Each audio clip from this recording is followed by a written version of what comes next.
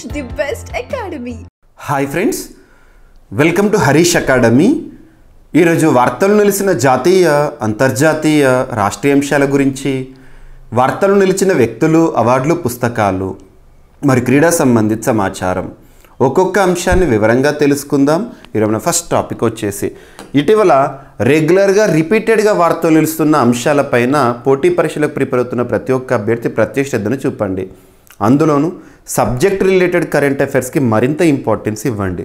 So current అఫైర్స్ని ఒక సబ్జెక్ట్లా కాకుండా మనం జనరల్ స్టడీస్ పాయింట్ ఆఫ్ వ్యూలో నేర్చుకుని ఒక్కొక్క సబ్జెక్ట్లో వచ్చే అప్డేటెడ్ ఇన్ఫర్మేషన్గా నేర్చుకోండి. మీకు మ్యాక్సిమం స్కోరింగ్ చేసే అవకాశాలు పెరుగుతాయి.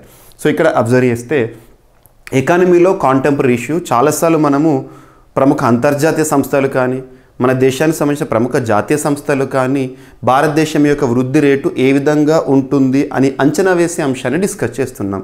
సో ఇక్కడ అబ్జర్వ్ చేస్తే ఇండియా రేటింగ్స్ అండ్ ఏజెన్సీ సంస్థ వారు రీసెంట్గా భారతదేశం యొక్క వృద్ధి రేటును 2024-25 ఆర్థిక సంవత్సరం అంటే ప్రస్తుతం మనం ఉన్న ఆర్థిక సంవత్సరంలో ఏప్రిల్ 1, 2024 నుండి మార్చ్ 31, 2025 వరకు FY25లో భారతదేశం యొక్క వృద్ధి రేటు 7.5%గా ఉండనుంది అని అంచనా వేయడం వార్తల్లో నిలిచింది. సో ఇక్కడ మనం ఈ టాపిక్కి సంబంధించి చూడాల్సింది ఏంటంటే India ratings and research agency అనొచ్చు, ఇండియా రేటింగ్స్ అండ్ ఏజెన్సీ సంస్థ వారు ప్రస్తుత ఆర్థిక సంవత్సరం ఎంతగా అంచనా వేస్తున్నారు. రీసెంట్గా RBI వారు అంచనా వేసిన 7.2% కంటే ఇది ఎక్కువగా ఉండడం గమనార్హం. కంపారిటివ్గా కూడా చూడాల్సి ఉంటుంది కొన్ని సందర్భాల్లో. అండ్ అభ్యర్థులకు సబ్జెక్ట్ రిలేటెడ్ కరెంట్ అఫైర్స్ని 100% అప్రోచ్తో, సైంటిఫిక్ అప్రోచ్తో మీకు నేను GVK స్టడీ సర్కిల్ యాప్లో అందిస్తున్నాను. So GVK study circle app ఇప్పటివరకు ఇన్స్టాల్ చేసుకుని వారు ఎవరైనా ఉంటే ఇన్స్టాల్ చేసుకోండి. అందులో మీకు నేను CA 360 కోర్స్ ఇస్తున్నాను. అందులో subject related current affairs, polity, economy, geography, history, science and technology, environment and etcetera miscellaneous అంశాలు దాదాపు 20 సెగ్మెంట్స్లో మీకు నేను కరెంట్ అఫైర్స్ అనేది ఇస్తున్నాను. సో కొన్ని శాంపుల్ వీడియోస్ కూడా ఉన్నాయి, చూడండి, మీకు ఒక ఐడియా అనేది క్రియేట్ అవుతుంది. నెక్స్ట్ వచ్చేసి దాదాపు 61 సంవత్సరాల తర్వాత భారతదేశంలో అరుదైన ఒక సీతాకోకచిలుక ఆనవాలను శాస్త్రవేత్తలు గుర్తించారు. After 61 years a rare species of butterfly was identified in India. ఎక్కడ ఐడెంటిఫై చేశారంటే అరుణాచల్ ప్రదేశ్ రాష్ట్రంలోని నమ్దఫా నేషనల్ పార్క్. నమ్దఫా నేషనల్ పార్క్ ఎక్కడ ఉందని చాలాసార్లు క్వశ్చన్ అడిగారు. అరుణాచల్ ప్రదేశ్ రాష్ట్రంలో ఉంది. అక్కడ ఒక అరుదైన సీతాకోకచిలుక ఆనవాలు. ఈ అరుదైన ఎందుకు అంటున్నానంటే 4 ringed బటర్ఫ్లై. సో 4 వలయాల వంటి ఆకృతులు ఉంటాయి దానిపైన. సో దీన్ని 61 ఏళ్ళ తర్వాత ఇండియాలో ఆనవాళ్ళను గుర్తించారు అరుణాచల్ ప్రదేశ్ రాష్ట్రంలో.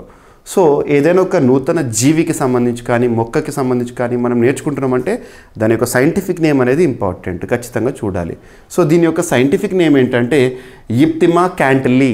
యిప్తిమా క్యాంటిలీ ఇక్కడ ఇచ్చాను. యిప్తిమా క్యాంటిలీ అనేది ఇటీవల వార్తల్లోకి వచ్చింది. అదేంటంటే ఒక అరుదైన సీతాకోకచిలుక. ఎక్కడ కనుగొన్నారంటే అరుణాచల్ ప్రదేశ్లోని నమ్దఫా నేషనల్ పార్క్లో. ఎవరు కనుగొనడం జరిగింది, ఎవరు డిస్క్రైబ్ చేశారు దీని గురించి అంటే Bombay natural history and museum వారు దీనికి సంబంధించిన సమాచారాన్ని ఇవ్వడం జరిగింది. ఓకేనా.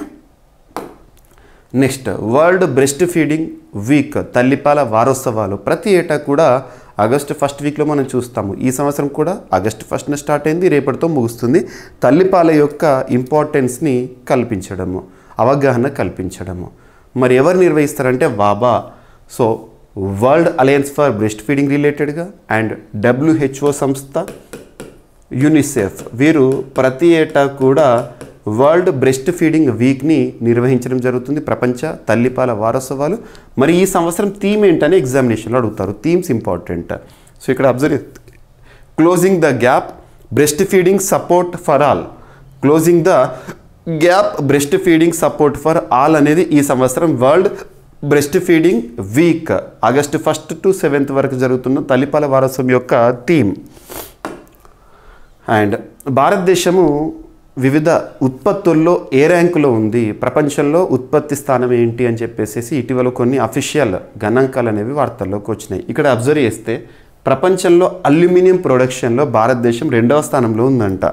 నెక్స్ట్ వచ్చేసి లైమ్ ప్రొడక్షన్లో 3rd పొజిషన్లో ఉంది. ఐరన్ ప్రొడక్షన్లో 4th పొజిషన్లో ఉంది. గుర్తుపెట్టుకోండి, మీకు ఈ ర్యాంకుల పైన జాగ్రఫీ పాయింట్ ఆఫ్ వ్యూలో క్వశ్చన్స్ అడగవచ్చు.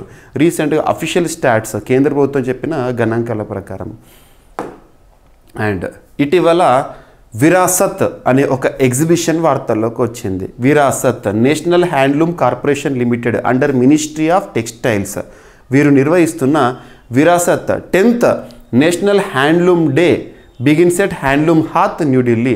So 10th national handloom day అనేది ఆగస్టు 3 రోజున మనం చూడడం జరిగింది. సో ఆ సందర్భంగా ఆగస్టు 3 నుండి 16th వరకు హ్యాండ్లూమ్ రిలేటెడ్గా ప్రత్యేక ఎక్స్పో లేదా ఎగ్జిబిషన్ అనేది విరాసత్ పేరుతో నిర్వహించడం జరుగుతోంది. ఏ మంత్రిత్వ శాఖ పరిధిలో ఏ సంస్థ ఎప్పటి నుండి ఎప్పటి వరకు చూడండి సరిపోతుంది. అండ్ నెక్స్ట్ వచ్చేసి సో లెఫ్టినెంట్ గవర్నర్కి సంబంధించి, అందులోనూ ఢిల్లీ లెఫ్టినెంట్ గవర్నర్ సంబంధించిన ఒక అధికారం అనేది వార్తల్లోకి వచ్చింది. ఇటీవల సుప్రీంకోర్టు లేదా న్యాయ వ్యవస్థ జోక్యం చేసుకోవడం, వాళ్ళకి అధికారం ఉంది లేదు అని చెప్పడం ఇవి మనం చూస్తూనే ఉన్నాం. రీసెంట్గా కూడా ఒక కాంట్రవర్సీ వచ్చింది. ఆర్టికల్ 361 అనేది special immunity power to president and governors who are at present. So immunity power అంటే వారు పదవిలో ఉన్నప్పుడు తీసుకునే నిర్ణయాలను ఏ న్యాయ వ్యవస్థ ముందు కానీ ప్రశ్నించకూడదు, న్యాయ వ్యవస్థ వారిని క్వశ్చన్ చేయకూడదు, ఇటువంటివి. సో ఆర్టికల్ 361 అనేది లెఫ్టినెంట్ గవర్నర్లకు కూడా వర్తిస్తుందా అని జమ్మూ కాశ్మీర్ విషయంలో ఒక వివాదం చూసాం, మనం డిస్కస్ చేసాం, మనం చాలా డెప్త్గా కూడా డిస్కస్ చేసాం. అండ్ ఇటువంటి అంశాలు ఇక్కడ ఢిల్లీ లెఫ్టినెంట్ గవర్నర్, ఢిల్లీ అంటేనే మన అందరికీ తెలుసు 69th కాన్స్టిట్యూషనల్ అమెండ్మెంట్ 1991 ఢిల్లీకి సంబంధించి ప్రత్యేక రాజ్యాంగ సవరణ. So national capital territory of ఢిల్లీకి సంబంధించి 69th అమెండ్మెంట్ చాలా ఇంపార్టెంట్, ప్రతి పాయింట్ ఇంపార్టెంటే. సో ఇక్కడ అబ్జర్వ్ చేస్తే ఆ అధికారం లెఫ్టినెంట్ గవర్నర్కి ఉంది అంట. ఎంసీడీలో నియామక పదవులపై సుప్రీంకోర్టు స్పష్టీకరణ చేసింది. పుర ప్రముఖులను నియామక పదవి నామినేటింగ్ పోస్ట్ ద్వారా ఢిల్లీ నగరపాలక సంస్థలోకి తీసుకునేందుకు లెఫ్టినెంట్ గవర్నర్కు అధికారం, చట్ట ప్రకారం అధికారం ఉందని, ఈ వ్యవహారంలో మంత్రిమండలి సిఫార్సుకు ఆయన కట్టుబడాల్సిన అవసరం లేదని సుప్రీంకోర్టు తేల్చి చెప్పింది. మంత్రిమండలి సిఫార్సు లేకుండా ఎంసీడీలోకి 10 మందిని లెఫ్టినెంట్ గవర్నర్ నామినేట్ చేయడాన్ని ఢిల్లీ ప్రభుత్వం సుప్రీంకోర్టులో సవాలు చేస్తే ఈ తీర్పును ఇవ్వడం జరిగింది, గుర్తుపెట్టుకోండి. అండ్ తెలంగాణ రాష్ట్రానికి సంబంధించిన 3 అంశాలు ఈరోజు వార్తల్లోకి వచ్చినాయి. చూద్దాం, మనం ఏపీకి సంబంధించి తెలంగాణకు సంబంధించి ఏ అంశం వార్తల్లోకి వచ్చినా డిస్కస్ చేస్తున్నాం రాష్ట్రీయ అంశాలను. సో ఇక్కడ స్వచ్ఛధనం పచ్చదనం అనే ఒక ప్రోగ్రాము, చెట్లు నాటే కార్యక్రమం అనుకోండి. చెట్లు నాటే కార్యక్రమం, పర్యావరణ సంరక్షణ అనగానే మనకు ఖచ్చితంగా రాజ్యాంగంలోని ఆర్టికల్ 48 క్యాపిటల్ ఏ, ఆర్టికల్ 48A గుర్తుకు రావాలి. పర్యావరణాన్ని సంరక్షించడం, చెట్లు నాటే కార్యక్రమాలు వీటిని నిర్వర్తించడం రాజ్యం యొక్క బాధ్యత. ఓకేనా? సో ఇక్కడ అబ్జర్వ్ చేస్తే ఊరూరా స్వచ్ఛధనం పచ్చదనం కార్యక్రమం నిన్నటి రోజున ప్రారంభమైంది. రాష్ట్రంలోని పట్టణాలు గ్రామాల్లో నిన్నట్టుండి ఆగస్టు 5 నుండి స్వచ్ఛధనం పచ్చదనం కార్యక్రమం ప్రారంభమైంది. రాష్ట్ర పంచాయతీరాజ్ గ్రామీణాభివృద్ధి శాఖల మంత్రి సీతక్క ములుగు మండలం అబ్బాపూర్ గ్రామంలో ఈ కార్యక్రమాన్ని ప్రారంభించారు. జిల్లాలో ఎమ్మెల్యేలు, కలెక్టర్, ఉన్నతాధికారులు ఇందులో పార్టిసిపేట్ చేయడం జరిగింది. పారిశుద్ధ్య నిర్వహణ, పచ్చదనం పెంపు లక్ష్యంగా ర్యాలీలు చేపట్టారు. ప్రజలకు అవగాహన సదస్సులు నిర్వహించారు. మొక్కలు నాటారు, ప్రజలకు పండ్ల మొక్కలు పంపిణీ చేశారు. అండ్ ఇంకొకటి ఏంటంటే హరితహారం కార్యక్రమాన్ని ఏమో వన మహోత్సవం కార్యక్రమంగా మార్చారు. ఇవన్నీ కూడా మీరు లింక్ చేసుకోండి. సో రాజ్యాంగంలో పార్ట్ 4 ఆఫ్ ఇండియన్ కాన్స్టిట్యూషన్ ఆదేశిక సూత్రాల్లో ఆర్టికల్ 48Aని లింక్ చేసుకోండి. ఇటువంటి కార్యక్రమాలు వార్తల్లోకి వస్తాయి. అండ్ తెలంగాణలో భారీ విస్తరణ కార్యక్రమం, ప్రస్తుతం తెలంగాణ రాష్ట్ర ముఖ్యమంత్రి గారు అమెరికా పర్యటనలో ఉన్నారు. పెట్టుబడులను ఆకర్షించడానికి చర్చలు జరుగుతున్నాయి. సో ఇక్కడ అబ్జర్వ్ చేస్తే కాగ్నిజెంట్ భారీ విస్తరణ అనే అంశం వార్తల్లోకి వచ్చింది. దాదాపు హైదరాబాద్లో 10 లక్షల చదరపు అడుగుల విస్తీర్ణంలో కొత్త క్యాంపస్ ఏర్పాటు చేస్తారంట. 15,000 మందికి ఉద్యోగ అవకాశాలు వచ్చే అవకాశము. అమెరికాలో సీఎం రేవంత్ గారితో చర్చలు, విస్తరణ ప్రణాళికపై ఒప్పందం. హైదరాబాద్ టెక్ కంపెనీలో ఒక గమ్యస్థానంగా మారుతుందని ముఖ్యమంత్రి గారు. సో గుర్తుంచుకోండి. సో అమెరికా పర్యటనలో భాగంగా కాగ్నిజెంట్ భారీ విస్తరణ ఒప్పందం అనేది రీసెంట్గా వార్తల్లోకి రావడం జరిగింది. అండ్ తెలంగాణలో రీసెంట్గా స్కిల్ యూనివర్సిటీ శంకుస్థాపన కార్యక్రమం జరిగింది కదా, ముఖ్యమంత్రి గారు అండ్ మళ్ళీ బట్టి విక్రమార్క గారు శంకుస్థాపన కార్యక్రమాన్ని చేశారు. సో ఇప్పుడు ఆ స్కిల్ యూనివర్సిటీకి చైర్పర్సన్గా ఆనంద్ మహీంద్ర గారు అంట. సో ఇక్కడ అబ్జర్వ్ చేస్తే తెలంగాణ ప్రభుత్వం కొత్తగా ఏర్పాటు చేసిన యంగ్ ఇండియా స్కిల్ యూనివర్సిటీకి మహీంద్రా గ్రూప్ సంస్థల అధినేత ఆనంద్ మహీంద్ర గారు చైర్మన్గా వ్యవహరించనున్నారు. అమెరికా పర్యటనలో సీఎం రేవంత్ రెడ్డి గారు న్యూజెర్సీలో నిర్వహించిన సమావేశంలో ఈ నిర్ణయాన్ని వెల్లడించారు. తెలంగాణ స్కిల్ యూనివర్సిటీకి చైర్మన్గా వ్యవహరించడానికి ఆనంద్ మహీంద్ర గారు అంగీకరించారని, త్వరలోనే బాధ్యతలు కూడా చేపడతారని చెప్పడం జరిగింది. అండ్ క్రీడలకు సంబంధించిన 2 అంశాలు. సో ఒక ప్రముఖ క్రీడాకారుడు, ఇంగ్లాండ్ మాజీ ఆటగాడు, అంతర్జాతీయ స్థాయిలో తనకంటూ ప్రత్యేక గుర్తింపు పొందిన ఆటగాడు గ్రాహం థోర్ప్ ఇటీవల అనారోగ్య సమస్యలతో ఒక వింత వ్యాధితో బాధపడుతూ మరణించడం జరిగింది. గతంలో 2022లో బంగ్లాదేశ్ కోచ్గా కూడా విధులు నిర్వర్తించారు. అప్పటి నుండే తను అనారోగ్య సమస్యలను కూడా మనం అబ్జర్వ్ చేయడం జరిగింది. సో ఇంగ్లాండ్ మాజీ క్రికెటర్ మాజీ ఇంగ్లాండ్ బ్యాటర్ గ్రాహం థోర్ప్ రీసెంట్గా మృతి చెందాడు. 55 ఏళ్ల థోర్ప్ 2022 నుంచి తీవ్రమైన అనారోగ్య సమస్యలతో బాధపడుతున్నాడు. ఆ ఏడాది ఆఫ్ఘనిస్తాన్కు హెడ్ కోచ్గా నియమించారు. కానీ అప్పటి నుంచి థోర్ప్ ఆరోగ్య పరిస్థితి క్షీణించడం జరిగింది. ఓకేనా. And lieutenant colonel Kabilan Sai Ashok India's youngest boxing రెఫరీగా ప్యారిస్ ఒలింపిక్స్ 2024లో గుర్తింపు పొందాడు. సో బాక్సింగ్ రెఫరీగా ఇటీవల ఇండియా తరపున యంగెస్ట్ రెఫరీగా ఎవరు వార్తల్లోకి వచ్చారని అడగవచ్చు. సో ప్యారిస్ ఒలింపిక్స్ గురించి క్వశ్చన్స్ లేకుండా question paper, not single question, multiple questions వస్తాయి.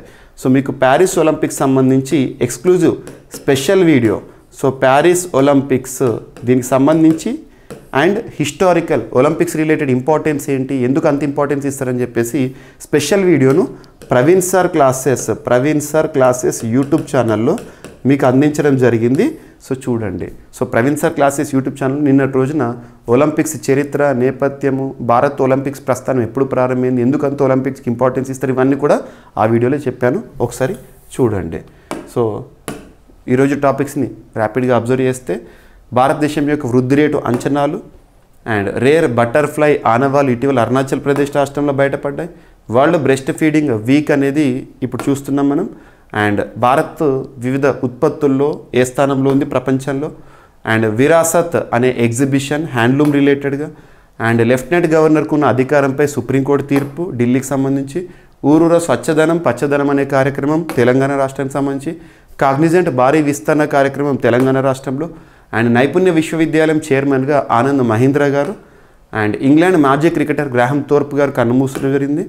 And lieutenant colonel Kabilan Sai Ashok ఇటీవల ప్యారిస్ ఒలింపిక్స్లో యంగెస్ట్ బాక్సింగ్ రెఫరీగా ఇండియా తరపున వార్తల్లోకి వచ్చారు. సో ఇవి ఫ్రెండ్స్ ఈరోజు వార్తలు నిలిచిన అంశాలు. మిస్లేనియస్ అంశాలను మిగిలిపోతే రేపటి క్లాస్లో జోడించి మరొకసారి నేర్చుకుందాం. రేపు కలుద్దాం. Thank you.